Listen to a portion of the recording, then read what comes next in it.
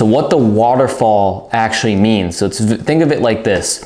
You've got money that's flowing down in different layers. So money comes in, the money gets protected, the money is then leveraged, and then the money eventually gets passed on to the next generation. So first thing, layer one is what I like to call capturing the money. So what is capturing the money? That's this earning income. So whether that's business income, you have a job, if you have investment income, real estate, whatever it is, dividends, that's all obviously money that you're bringing in. So that's layer one, is income. That's very important because that is the number one thing when it comes to anything financially, especially this system here. Layer two of their system is stabilizing and protecting that money. So think about it like this. If you have a business, real estate investments, whatever it is, you're obviously taking a lot of risk in those things. So the next thing logically to do is like, okay, I'm taking all this risk in my business and these investments. Now that I, made money with it, I made money by taking risks. Now I need to do my job, or do the job of protecting it and making sure I don't go backwards anymore. So that's what layer two is stabilization and protection. So basically what the Rockefellers and what we can mimic is what they heavily prioritized when it came to this was guarantees. Because again, you're taking all this risk in your business and these other investments. Now you want to move that money to something that's safe.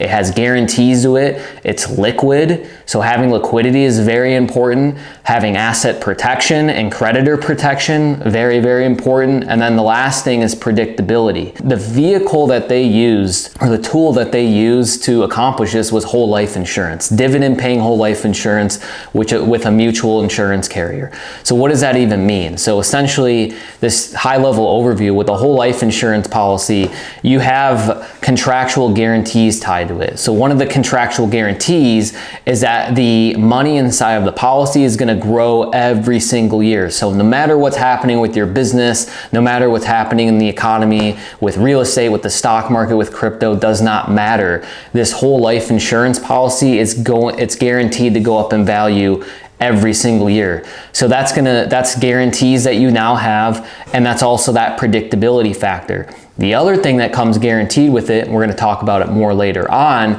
is there's what's called a death benefit with it. So when someone passes away in the Rockefeller family, or if you have an insurance policy, then there's a tax-free death benefit that's passed on to your heirs, which is very powerful, obviously, because there's no income taxes in most instances there. I'm not a tax professional, I'm not a CPA, just have to put that out there.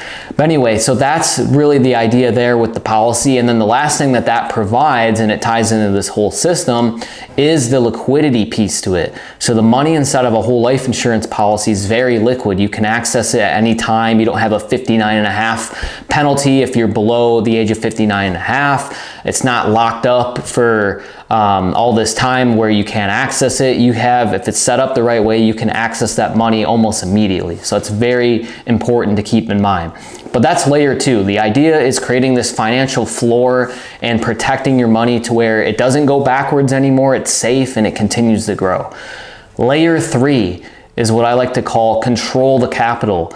So instead of the Rockefellers were wise, instead of just giving all their money away to banks, by positioning it with these insurance carriers, what they don't give up is the control over that money. And again, we were just touching on that. A big part of the control is all the restrictions around the money, the penalties for accessing early and things of that nature. And also another thing is being able to have control over the terms of the money.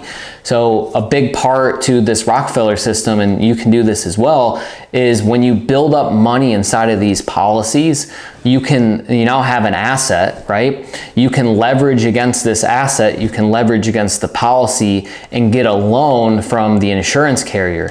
Now the difference with getting these types of loans is the loans from a life insurance carrier, you have full control on how you want to go about repaying that loan. So you have control over how you can access your money, and you have control over how you want to go about paying those loans back. That's something you obviously don't get with a traditional bank and a lot of other financial institutions. Your not typically the one that's in the driver's seat when you're working with those other institutions. But with a life insurance carrier, especially a mutual life insurance carrier, you're in the driver's seat and you have the ability to pull a lot of levers that you normally can't. And that's very, very important, as you can see with this whole system.